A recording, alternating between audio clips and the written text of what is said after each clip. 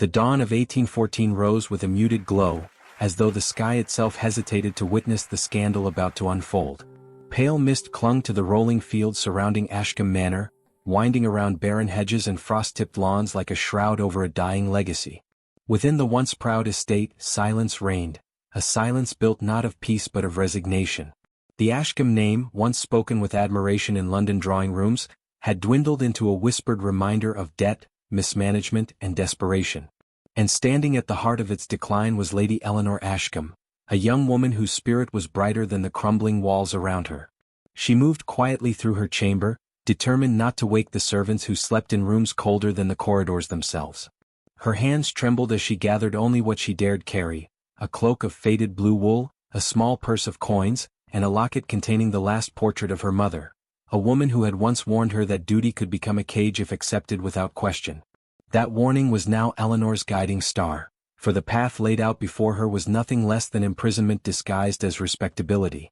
Her father had arranged her betrothal to the Earl of Wetherby, a man old enough to be her grandfather, whose wealth promised salvation for Ashcombe's collapsing finances. Eleanor had endured weeks of veiled insistence, of unspoken threats cloaked in fatherly affection, and of society's subtle nods that a daughter's obedience was a noble sacrifice. She had tried in earnest to swallow the dread that tightened her chest each time the Earl visited, his voice brittle, his eyes possessive. But there came a moment, just after he informed her which jewels she would wear once she became his, when something inside her rebelled. She could not imagine a life lived beside a man who sought a wife as one might acquire property, nor could she bear to let her youth be exchanged for the temporary solvency of a failing estate. So she had chosen to flee. Not for love. Not for adventure. For survival. She slipped out of her room, her boots barely whispering against the wooden floor. The hallway stretched before her like an abandoned memory, stripped of tapestries and portraits sold discreetly to fund another month of appearances. Eleanor paused only once, beneath the portrait of her late mother. A woman of gentle strength gazed back, caught in the brushstrokes of a time before decline had seeped into the Ashcombe bones. Eleanor pressed her fingers to her lips, then to the frame, promising silently that she would not become a casualty of another man's ambition. The back door groaned as she pushed it open, and the winter air met her with a sharp, bracing welcome. The estate behind her seemed vast and forlorn, a monument to choices made long before she could influence them. Wrapping her cloak tighter, she descended the stone steps and crossed the gravel path that led to the wrought iron gate. Beyond it lay the open road, and with it, a future unbound by obligation. Yet as she approached, she froze. A horse stood waiting, a tall, dark bay whose breath clouded in the frigid air. Its rider sat straight-backed, clad in a deep navy greatcoat. Even before he turned his head fully, Eleanor recognized the deliberate stillness of his posture, the unmistakable energy of a man who had commanded troops in foreign lands. The figure at the gate was the Duke of Harland. Her breath caught, not from fear but from the shock of seeing him there at this hour, when no one was meant to be awake. The Duke dismounted slowly, the movement steady, controlled, almost ceremonial. When he stepped closer, the mist parted around him as though making way for someone accustomed to carrying the weight of consequence. "Lady Eleanor," he said, his voice low, its calmness unsettling in its certainty. "You should not be out alone at dawn." She swallowed hard, torn between indignation and an instinctive sense of safety in his presence. "Your Grace, why are you here?" His gaze held hers, level and unflinching. "For the same reason you are." Her pulse quickened. "You cannot possibly know." "I know enough." His tone was quiet, not accusatory. "I know that your father intends to compel your marriage by week's end. I know the Earl expects you to surrender your youth in exchange for his fortune. And I know that you do not wish to marry him." Eleanor felt her carefully built resolve waver beneath the gentle precision of his words. She had never spoken of her fear aloud. She had told no one of her plan. Yet here stood the Duke as though fate had placed him precisely in her path. "How long have you known?" she whispered. "Longer than you think," he answered. "But that is not what matters now. What matters is that if you step onto that road alone, scandal will follow you like a banner. You will not outrun it." She lifted her chin, clinging to the courage that had carried her this far. "It is still better than the life awaiting me." His expression softened with something dangerously close to sorrow. "There are other ways. Safer ways." "For whom?" she asked. "My father? His debts. The Earl?" "For you," he said simply. Eleanor had known the Duke of Harland for years, though only from a distance. He had returned from the Napoleonic campaigns with a hero's reputation and a soldier's reticence. Society admired him yet kept its distance, unsure what battlefields had carved into his soul. His reserve was impenetrable, his honor unquestioned, his emotions unreadable. And yet now he stood before her, not as a duke guarding propriety, but as a man risking his own reputation for her sake. "Why are you doing this?" she asked, her voice softer than the wind. His jaw tightened as though he weighed each word before offering it. "Because I cannot let you face the world alone. Not like this." The honesty in his voice sent a tremor through her. She sensed something deeper beneath his restraint, something long held in silence, but the dawn offered no time for unraveling mysteries. "What do you propose?" she asked. He stepped aside, gesturing toward his horse. "Allow me to escort you. I will take you somewhere safe, somewhere the Earl cannot reach you." Eleanor stared at him, torn between disbelief and the overwhelming urge to accept the lifeline extended before her. Trusting him meant leaping into an uncertainty far greater than the road ahead. But refusing meant facing her fate alone. After a long moment she nodded. And with that single choice, her escape transformed into something neither of them yet understood, an alliance born in secrecy, bound by necessity, and destined to alter both their lives forever. The road unspooled before them like a ribbon of damp earth and frost, winding through the quiet countryside where hedgerows slept beneath thin layers of ice. Eleanor sat astride the Duke of Harlan's horse, her hands gripping the saddle as he walked beside her, guiding the reins with steady precision. The silence between them was not uncomfortable, only heavy with the unspoken truth that both their lives had shifted the moment she chose to trust him. Each step carried them farther from Ashcombe Manor, and with it, deeper into a future neither dared to define. Harlan's figure cut a solemn silhouette against the gray morning light. His greatcoat, still smelling faintly of smoke and cold steel, moved softly in the breeze. Eleanor sensed an alertness in him, a soldier's vigilance sharpened by years on battlefields where hesitation meant loss. Yet there was something else beneath that guarded exterior, an unwavering gentleness that revealed itself in small gestures. The way he slowed when the terrain dipped, the way he glanced back to ensure she remained balanced, the way he protected her unspoken fears with quiet presence rather than intrusive questions. "Are you warm enough?" he asked finally, his voice calm but carrying an undertone of concern. "Yes," she replied, though she wasn't entirely sure. The cold seeped through her boots, but her mind was too consumed to care. "Thank you for all of this." "You need not thank me," he said. "I only did what any decent man would do." She gave a faint, incredulous laugh. "I know many decent men, Your Grace. None would risk scandal to escort a runaway bride." His jaw tightened, not in offense but in reflection. "Then perhaps decency is more fragile in this country than I once believed." Eleanor studied him quietly. Stories of his return from the war had circulated through London salons. Tales of his strategy, his composure under fire, his refusal to abandon the men under his command even when injured. Society admired him from afar, yet treated him as an ornament of heroism rather than a man living the consequences of it. Standing next to him now, she saw not the stoic icon whispered about, but someone who carried invisible burdens with a dignity that humbled her. They continued along the road until the sky deepened into a soft silver, and Harlan suggested they rest at a nearby coaching inn sheltered between two tall sycamores. Smoke curled from its chimney, offering a promise of warmth and anonymity. Still, Eleanor hesitated at the threshold. "Are you certain it's safe?" she asked quietly. "As safe as any place can be," Harlan replied. "But we must be cautious. We will give no names and we will stay only long enough to regain strength."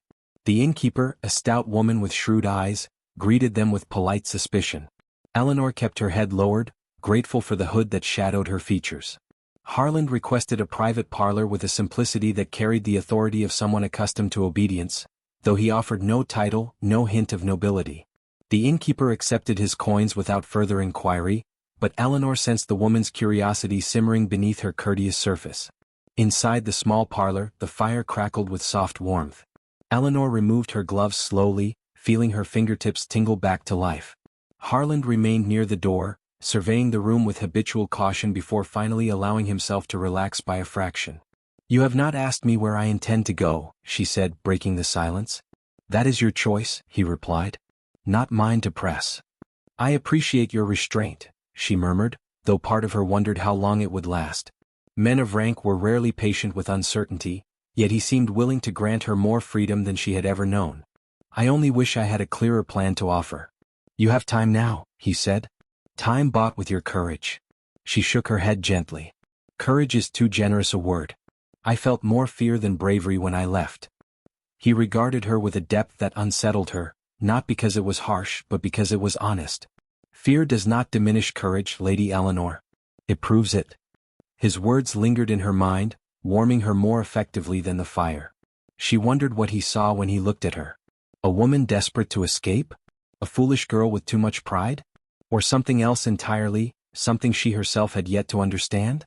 Their meal was modest, bread, broth, and tea watered down more than taste demanded, but Eleanor savored every bite, if only because exhaustion had long since overshadowed delicacy. Harland ate sparingly as though accustomed to rationing, his gaze never straying far from the window overlooking the courtyard. It was during the quiet between their shared silences that the first threat of danger revealed itself. Eleanor noticed the innkeeper whispering to a man near the kitchen door, their eyes drifting toward the parlor. Her breath tightened. Someone is watching us. Harland's expression did not change, but his shoulders straightened subtly. Keep your composure, he murmured. Do not look again. Do you think she recognized me? She may have guessed there is a story, he said, but not whose. Still, rumors grow quickly. If word spreads that a young woman travels with an unidentified gentleman, assumptions will follow. Eleanor felt the room shrink around her. What do we do? We adapt, Harland said calmly. As I did in battle. As you have done tonight. He rose, walked to the hearth, and spoke with deliberate ease. If anyone questions us, they will hear what we choose them to hear. And what is that? That we are husband and wife. The words hit her with surprising force. Husband and your grace. It protects you, he said swiftly but gently. A married woman invites far fewer whispers than one fleeing alone with a man. And until we leave this place, protection is all that matters. Eleanor searched his face, trying to read the emotion beneath the surface. There was no triumph, no presumption, only unwavering resolve. He was offering reputation, not romance, safety, not sentiment. Still, something fluttered helplessly within her at the thought. Very well, she whispered. If it shields us, I will accept it. Outside, footsteps shuffled toward their door. A shadow paused at the threshold. Harland stepped closer, his voice barely audible. From this moment we stand together. Whatever comes, you will not face it alone. Before Eleanor could reply, the latch lifted. And the fragile world they had constructed between them began its first tremble toward irrevocable change.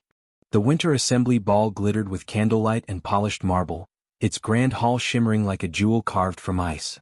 Eleanor entered on the Duke of Harland's arm, her breath catching at the sight of hundreds of glittering silhouettes swirling beneath crystal chandeliers. In another life she might have admired the spectacle with youthful wonder, but tonight the air felt charged with something sharper, anticipation tinged with scrutiny. Their sudden marriage, carried out with little explanation and less ceremony, had already spread through London with alarming speed, and Eleanor sensed that the crowd before her had gathered not merely to dance but to witness the unfolding scandal. Harland walked beside her with composed dignity, his expression unreadable but his presence unmistakably protective. He guided her through the crowd with the calm precision he once used to lead soldiers across treacherous fields. Eleanor felt her pulse quicken each time his hand steadied her, not because she feared the room but because she feared how deeply she relied on him. Their union had been forged from necessity, yet some part of her recognized that the man at her side possessed a steadfast devotion she had not known how to name. As they moved farther into the hall, conversations faltered. Fans paused mid-flutter. Eyes followed them, some curious, others judgmental, a few openly hostile.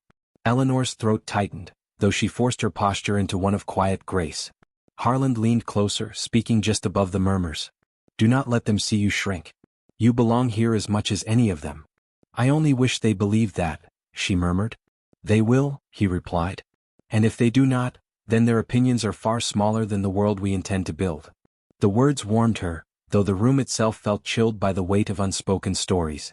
Before she could respond, the crowd parted, revealing Lord Weatherby approaching with slow, deliberate steps.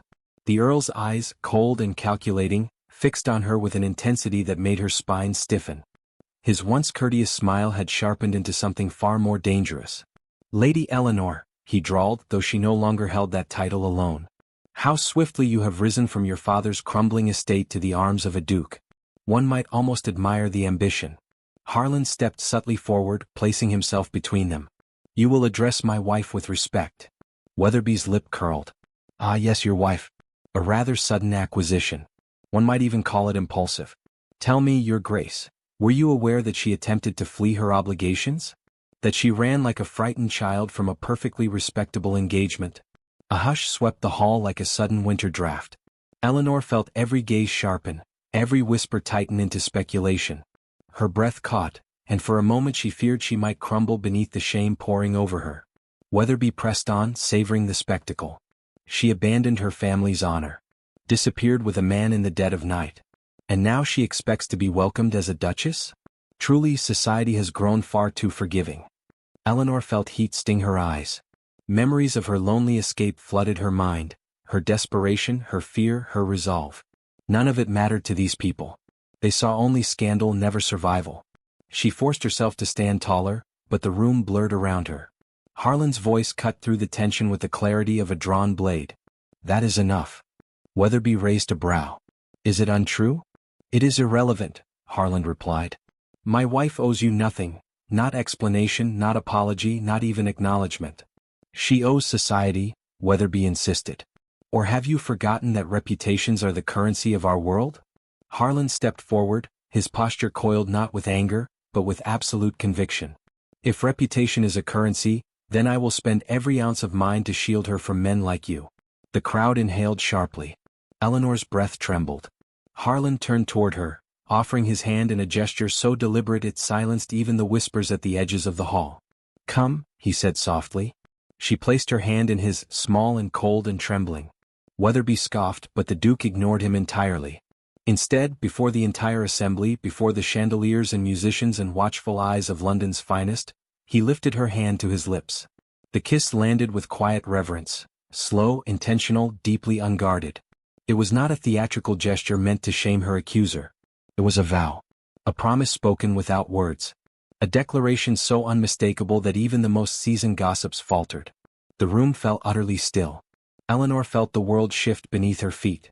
Shame dissolved into something warmer, steadier, and infinitely more frightening. The knowledge that the Duke's loyalty was not born from convenience alone. His kiss held devotion, unspoken tenderness, and a truth she had not dared imagine. Harlan lowered her hand gently, his gaze holding hers with a depth that made her breath tremble. You are not alone, he whispered. Not now, not ever. The silence around them broke at last, not with mockery but with uncertain respect.